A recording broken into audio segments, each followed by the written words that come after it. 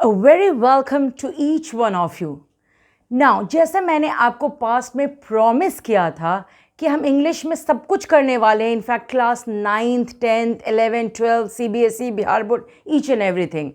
सो आज हम क्लास 12 का CBSE बोर्ड के फ्लैमिंगो बुक का फर्स्ट पोएम करने जा रहे हैं, that is my mother at 66।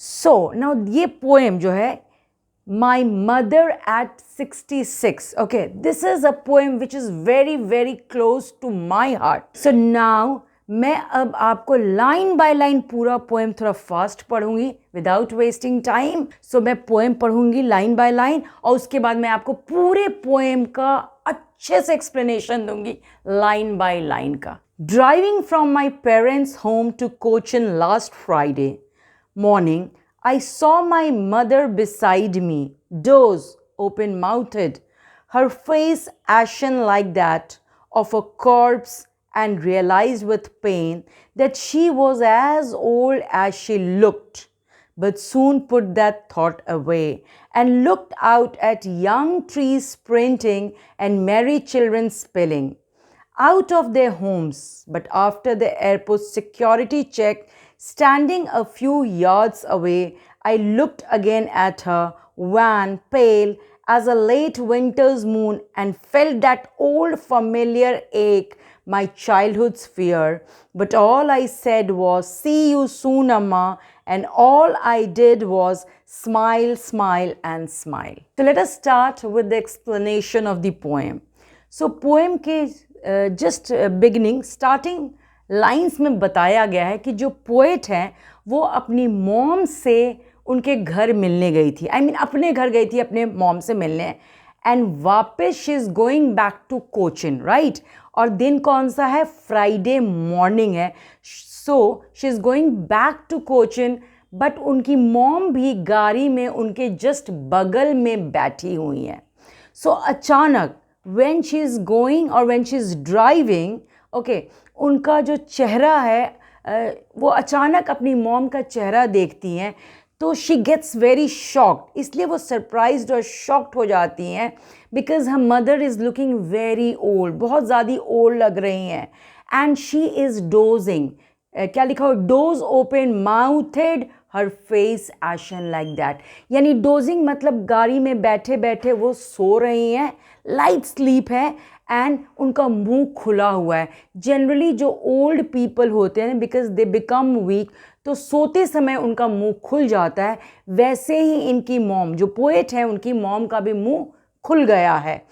इसीलिए वो अपनी मॉम को ऐश से कंपेयर करें, एशन लाइक दैट, इसका मतलब हुआ जो राख होता है ना, एशन, एशन यहाँ पे एशेस को बोला गया है कि अपनी मॉम को वो राख से कंपेयर कर रही है, क्योंकि राख जब लकड़ी जब जल जाता है वो जो राख जो बचता है ना, आप उसमें देखोगे वो ग्रे कलर का होता है, उसमें कोई भी चमक नहीं रहता है, कोई भी शाइन नहीं रहता है, it looks very dull, it looks very bright, बिल्कुल नहीं लगता है। वैसे ही क्योंकि उनकी मॉम, पोएट की जो मॉम है वो ऑलरेडी 66 ईयर्स की हो चुकी हैं, right. She has become very weak, she has become pale, उनका मुंह खुला हुआ है, she is dozing off, but इसीलिए उसको अपनी मॉम को एशेस से कंपेयर कर रही हैं क्योंकि उनकी मॉम के चेहरे पे कोई लाइट नहीं है, कोई ब्राइटनेस नहीं है, बिल्कुल डल लग रहा है, जैसे कि ऐश, जैसे कि राख डल लगता है ना, वैसे ही उनकी मॉम का चेहरा भी बिल्कुल डल लग रहा है। नेक्स्ट लाइन है, of a corpse and realise with pain that she was as old as she looked, right.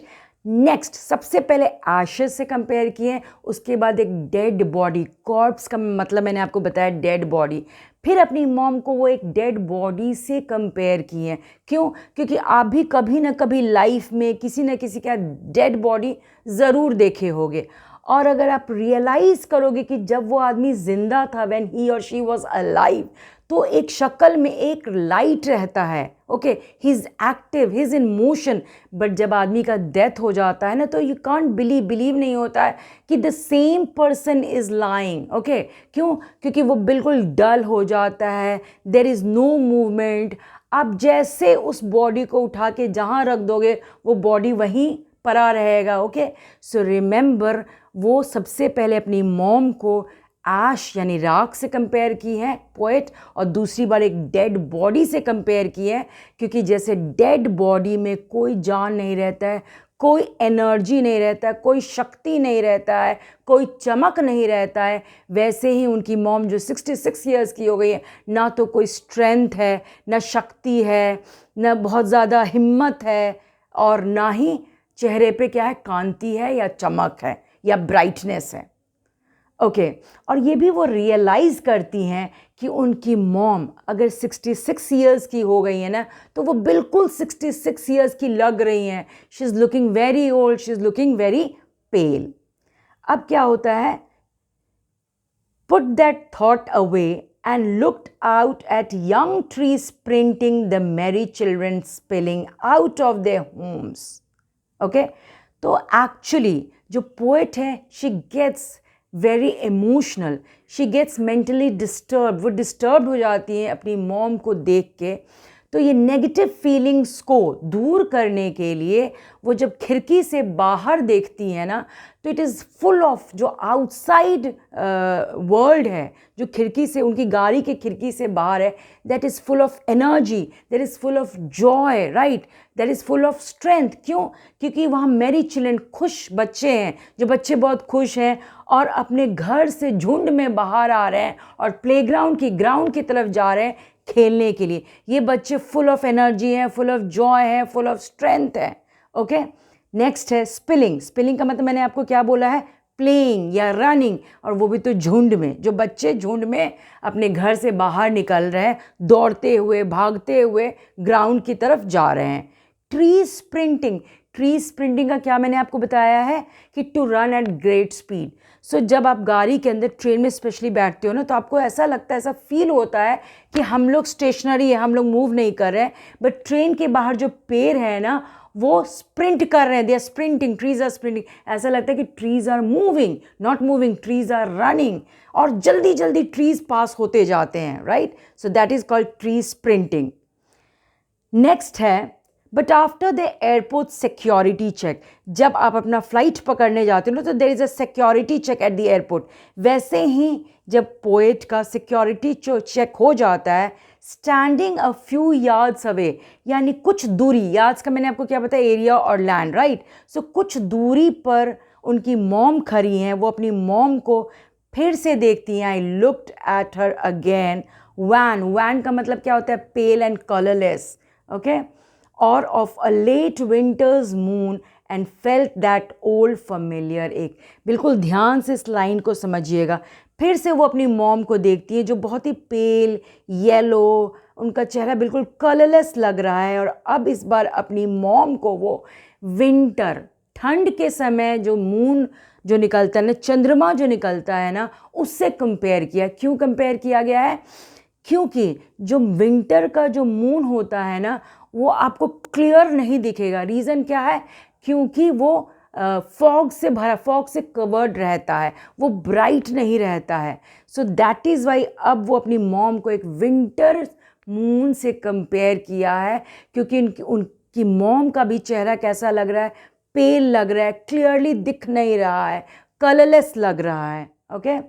और दैट ओल्ड फैमिलियर एक, जब वो बच्ची थी तो यही दर्द उनको उस समय भी होता था, जब इनकी मॉम थोड़ी देर के लिए कहीं चली जाती थी। इनफैक्ट जब हम भी बच्चे थे और हमारी मॉम कहीं भी घूमने इधर उधर चली जाती थी, तो हम लोग को लगता था कि we have lost our mom, right. But वो लॉस जो था, दैट लॉस वॉज टेम्पररी, वो थोड़ी देर के लिए रहता था, फिर हमारी मम्मी या हमारी मॉम वापस चली आती थी। बट इस बार जो लॉस उनको होगा, उनकी मॉम का डेथ जब हो जाएगा, that is going to be a permanent loss. Permanent loss के बाद वो अपनी मॉम से फिर कभी नहीं मिल पाएंगी। my childhood's fear. So she is realizing the same fear, वही भय, वही डर अब भी उनको हो रहा है जो बचपन में कभी हुआ था अपनी मॉम को लॉस होने के कारण. But all I said was, see you soon, Amma. All I did was smile, smile and smile. But जो पोएट कमला दास हैं वो कुछ दूरी पे खड़ी हैं अपनी मॉम से. उनकी मॉम का चेहरा बिल्कुल कलरलेस लग रहा है, पेल लग रहा है, वीक लग रहा है. बट ये इन्होंने प्रेजेंट नहीं किया, अपनी मॉम को फील भी नहीं होने दिया कि she is realising this fear. उनको ये डर है कि उनकी मॉम कभी भी she can die, right. But वो चुपचाप क्या करती है, अपनी मॉम को देख के स्माइल करती रहती हैं विथ अ पॉजिटिविटी कि again when she will come back, जब वो वापस आएंगी तो she wants to see her mom again. So this was the poem that was my mother at 66. It's a beautiful poem, right? So remember, मैं थोड़ा सा points आपको recap करा देती हूँ so that you have a clear idea about the poem. So let us recap this poem. So जो poet हैं कमला दास वो कहाँ जा रही हैं? She is going to Cochin, right. And Friday morning है.